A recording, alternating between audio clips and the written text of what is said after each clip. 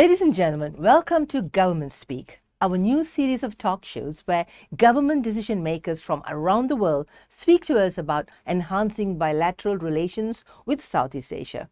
For today's episode, I am pleased to have the Honourable Taras Kachka, Deputy Minister of Economy and the Trade Representative of Ukraine. Mr. Kachka is responsible for coordinating the development and formulation of Ukraine's trade policies and cooperation with the European Union and the World Trade Organization. For the past 18 months, much of the news about Ukraine has been dominated by the conflict that is taking place in the country. But it is important to remember that there is more to Ukraine than just war and that life still goes on. And this is what Mr. Kachka will demonstrate today as he speaks with us on how Ukraine is hoping to increase trade and investment ties with Southeast Asia. So joining me live from Kiev, here is the Honourable Mr. Taras Kachka. Mr. Kachka, how are you? Fine, thank you. Thank you for inviting me. Thank you. It's a pleasure to have you with us. My first question to you today. Ukraine accounts for just 0.1% of ASEAN's total trade in goods. This mostly comprises agriculture products, mostly grain and edible oils, as well as heavy machineries and aerospace and aeronautical products. What other areas of trade do you hope to grow between Ukraine and Southeast Asia?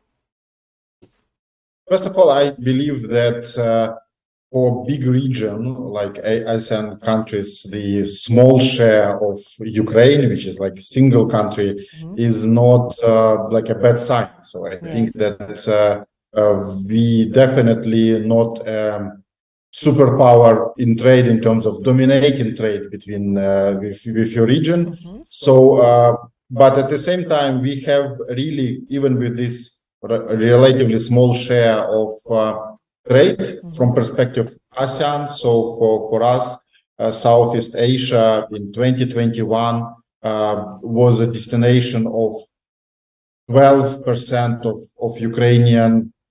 all Ukrainian agricultural exports. And in 2022, it's just 5%, but it was damaged by war and the obstacles in navigation.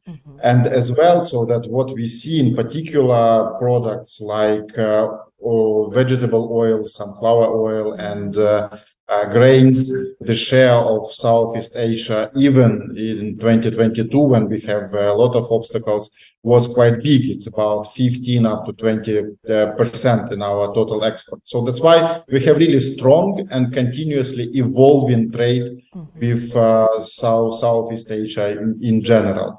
And we believe that the potential of growth in the areas you mentioned, like grains, vegetable oils, the food in general, heavy machinery and aerospace, are the areas where we have potential and we have an opportunity for further growth and a further industrial cooperation. Because what we have two trends in trade. First of all, the let's say vulnerability of global food systems or global supply chain. We saw it during COVID pandemic time. We face now the Russian aggression against Ukraine, and the navigation in the Black Sea is blocked because of Russian shelling. So that's why we believe that we have a possibility to restore the supply chains, and we have a bigger opportunity for supply chain. But at the same time, what we see is the changing supply chain in industry. So we see that the globe in general discuss the relations between Asia and Europe in broad sense, and Ukraine as a state that is neighboring to the EU is also part of this general pattern of revision, of updating and modifying the industrial cooperation. And since Ukraine is quite well developed from point of view of industry, we have an opportunity for improving these supply chains with Southeast Asian states that are the globally famous tigers of industrial development. So that's why in this area we also see a lot of opportunities that require a lot of business to business and government to government work that we are now planning and implementing. Looking forward. So the second question, Ms. Kachka, during his visit to Cambodia in November last year for the ASEAN summit, the Ukrainian Foreign Minister, Mr. Dmytro Kuleba, he signed the Treaty on Amity and Cooperation in Southeast Asia. Can you expand on how this treaty will further enhance socio-economic ties between Ukraine and ASEAN? So this agreement is very important for us, for Ukraine. So we start to work on this agreement in 2017. So it was before the massive war that happened in the February 2022. So that's why for us this agreement is a foundation for further growth, for new tempo of cooperation between Ukraine and Southeast Asia. We have a good dialogue with every particular member of ASEAN community, and we want to intensify it in all directions. First of all, this treaty is framework treaty, and it relates mostly to political things, to security things, and for us they are quite important. And you know that Ukrainian Minister of Defense participated in the defense discussions in the format of Shangri-La in Singapore several months ago. Yeah. And that's why for us this political mutual understanding is so important, because it is a foundation for closer economic ties. We see in this modern world of economic competition, global economic competitions, this politicized economic competition. For us, it is important that ASEAN states see Ukraine as a clearly understandable partner, so that partner which is predictable, which shares the same principles. So that's why we believe it will help trade. But as well, this framework agreement allows us to speed up on different tracks of mutual intergovernmental cooperation.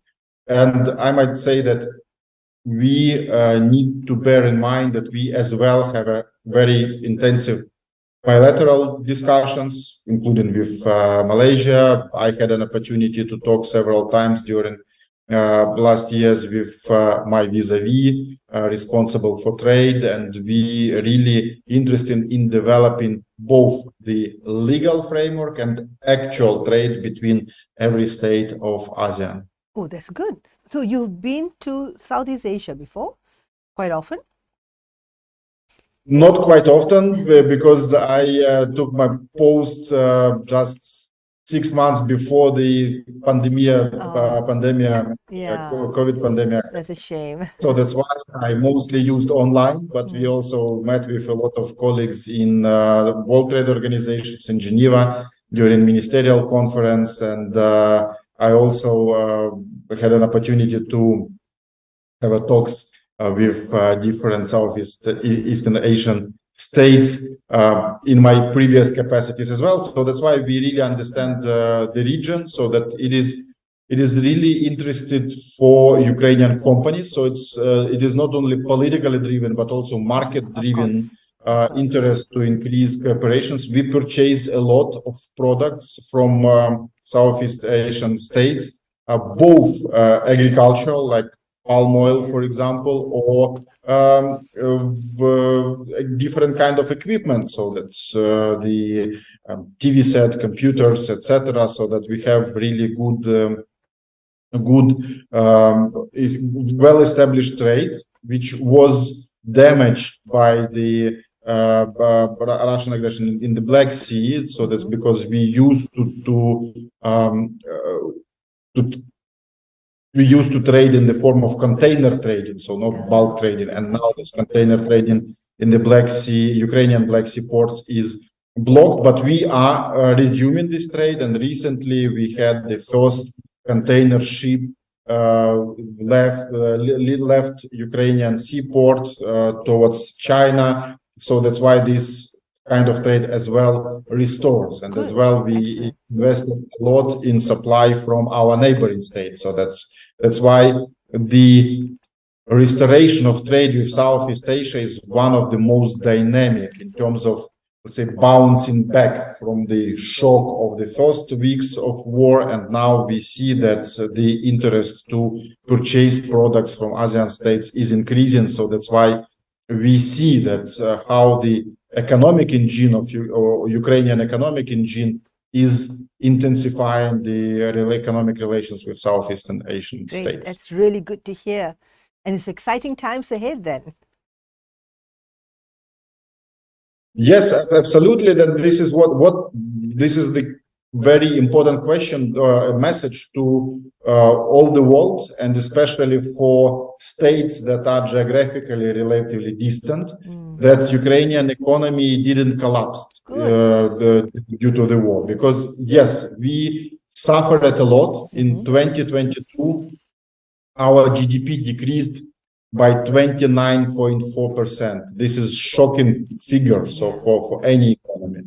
But at the same time, what we see is that every system of economy is operating. So that, as you see, the connectivity is here, so that we can talk to each other. So financial system are operating, trade is operating, so that we manage to fix the problem. So energy is here. So that's why for us, it is important to deliver this message that all these drastic news, tragic news from Ukraine doesn't mean that economy just stuck in the crisis. No, it's absolutely otherwise. For us, it is a matter of national resilience to continue our work. We have a lot of people continuing operation in of businesses, creating workplaces, etc. Government is helping to restore all this, all the damage. So that's why we are really operational. So that's why this is really high time to think about trade with Ukraine, invest to Ukraine, and to create really interesting projects of industrial cooperation between Ukraine and Southeastern nation states, because we are in Europe, but maybe not so heavily regulated like the European Union. So we have more flexibilities, and we are integrated into the European Union. So the next decade will be highly dynamic for using these competitive advantages, for using this opportunity to establish stronger links between Asia and Europe in a way that is that resonates to the political priorities of Southeastern Asian states. Absolutely. Mr. Kachka, this interview will go out to top corporate and government decision makers throughout Southeast Asia. What message would you like to say to them when regards to keeping Ukraine in mind when making their trade and investment decisions? You have 10 countries all over Southeast Asia. So what message would you want to tell each and every one of them so that they actually think Ukraine when they want to do business? First of all, I think that we have one important feature in common, so that South ASEAN states and the Southeastern Asian states have the environment of neighboring big states that like create gravitation in the region. Ukraine as well, so is used to live between big entities, Russia and the European Union. We have very peaceful integrational relations with the European Union. Unfortunately, we have aggressions from Russian Federation, and we are working quite intensively on defending our territory, winning the war, but also on reinstalling peace in our region. But Ukraine knows how to live near big neighbors, as well as it is actual for Malaysia or Vietnam or other states. So that's why we know the nuances of our domestic policies. As well, Ukraine is really important for global food security. So that we see for the last, I think, 5 or 7 years, the strong tendency of stronger supply of food to Southeast Asia, whether it is wheat, grain, or flour, or sunflower oil and other products. And we believe that it is going beyond trade. It goes up to the every vulnerable consumer. So that's, and Ukraine will continue to be the core supplier, and we want you to be aware that we are absolutely predictable, absolutely sound partner. We believe that this is not only trade and commerce, this is more, this is about the stable global food systems. And we see these relations as a long-term investment into the prosperity of our nations. So not only about profits, but also for the nutrition of people who really need good food daily. Yeah. And last but not least, I think that we share the same challenges for the future. And the same challenges for the future is also to establish very stable global supply chain. Yeah. So Southeast Asia is a supplier of a lot of things to Europe, broader Europe. And we see the necessity to have a good base for hubs, for logistics, for some kind of assembling and other elements that might be useful for Southeast Asian state companies exporting products to Europe. And final element is that we have a strong support of international community in terms of post-war recovery. And we know and we are conscious that Ukrainian economy will recover with really big tempo. And it means that Ukrainian economy is a good place for investment from financial institutions, together with international financial institutions like World Bank or European Bank of Reconstruction and Development, but also for companies to apply their techniques, their products for Ukrainian recovery and investment economy. So, and we know that this work should happen now when war is not yet over. Yeah. We are in a positive tempo in terms of defending of our territory. So that's why it's really high time to think about doing business in Ukraine for the future and implementing the long-term strategies of Southeastern Asian governments and companies. So that's why it's really high time to cooperate, to talk to each other, and to trade and invest. Are there any special incentives that the government of Ukraine would give Southeast Asian companies that want to go into Ukraine and invest in there?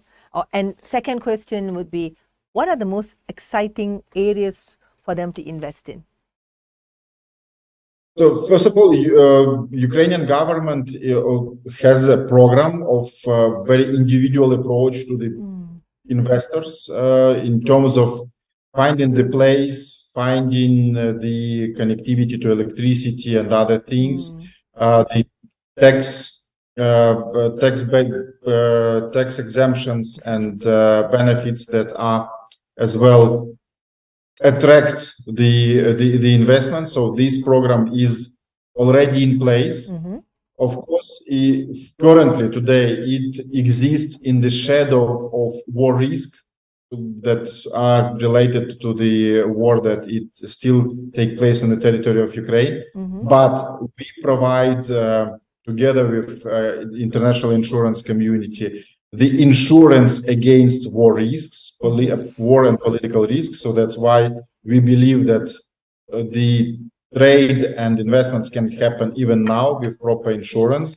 So that's why not to use time, not to lose time, not to lose the dynamics.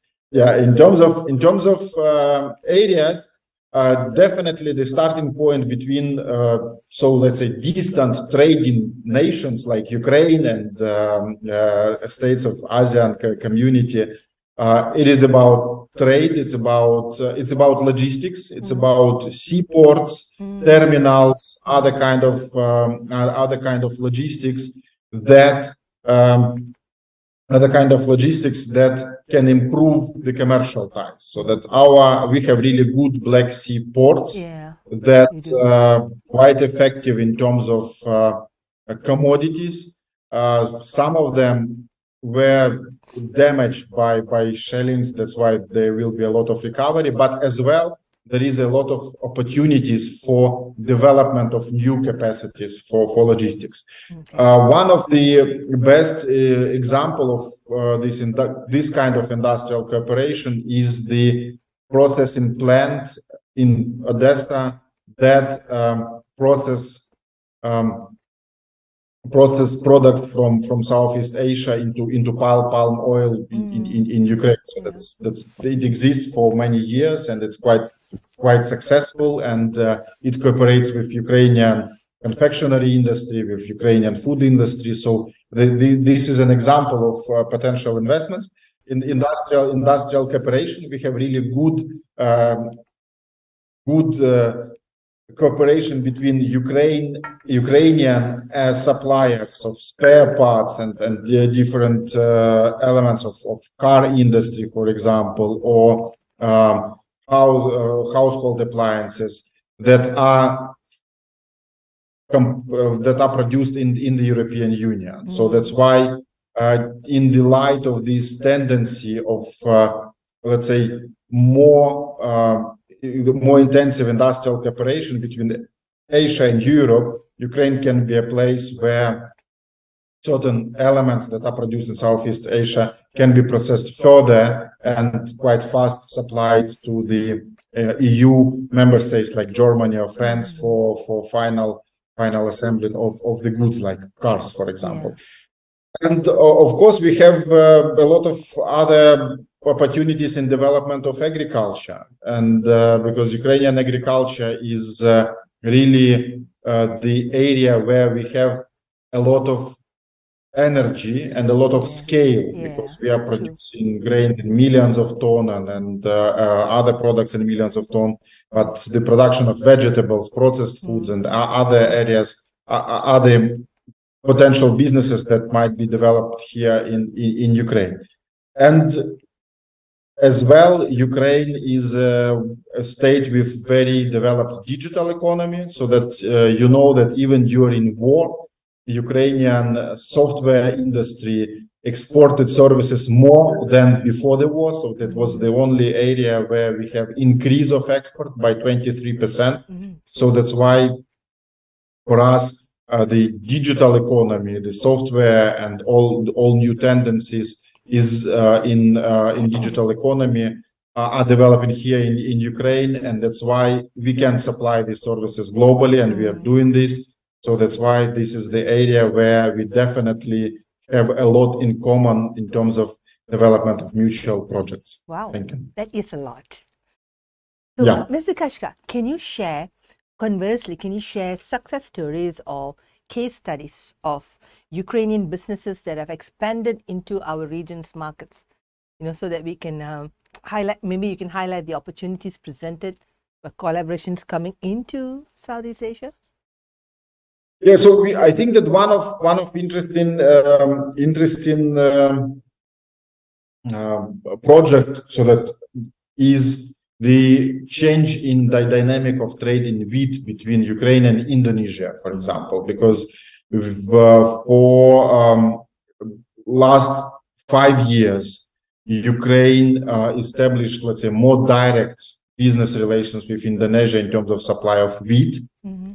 And it also helps to develop the processing industry in Indonesia with production of flour or bread and other products so the products that are ready for daily consumptions in households. And we believe this is the model of cooperation for food security purpose, for food commerce, the cooperation where we are establishing more and more direct and more systemic relations. That this is not only occasional trade, but rather systemic, long-lasting trade where domestic companies in Southeast Asia can develop their own business strategies, relying on supplies from Ukraine. And we have vice versa. As I said, the production of palm oil in Ukraine with supply of raw materials from Southeast Asia. And it is as well classical business to business trade, because it really integrates Southeast Asia and Ukrainian food industry, because it is really a long term thing. In terms of aerospace, I think that we have really long term relations in